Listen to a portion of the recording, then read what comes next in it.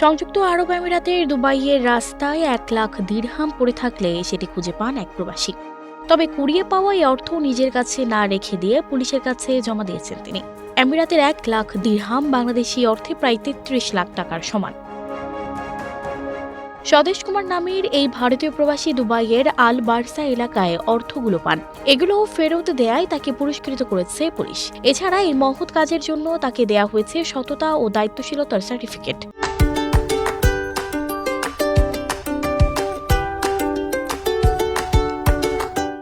Barca police স্টেশনের পরিচালক brigadier মাজিদ আল সুয়াইদি বলেছেন, সাধারণ মানুষের এই ধরনের সত্যতা তাদের লক্ষ্য অর্জনে সহায়ক হচ্ছে।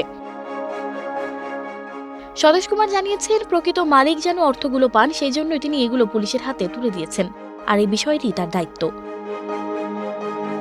এর আগে এ মাসের শুরুতে এক মিশরীয় ট্যাক্সি চালক 10 লাখ দিরহাম সমমূল্যের জিনিস ফেরত দিয়ে প্রশংসা কুড়িয়েছিলেন। এক ব্যক্তি তার ট্যাক্সিতে জিনিসগুলো ফেলে চলে গিয়েছিল।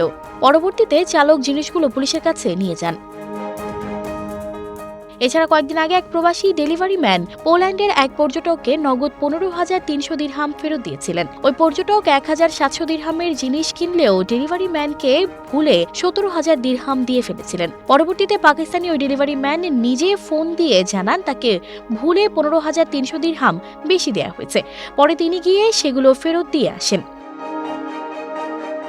সানজিদা রহমান, প্রবাস খবর।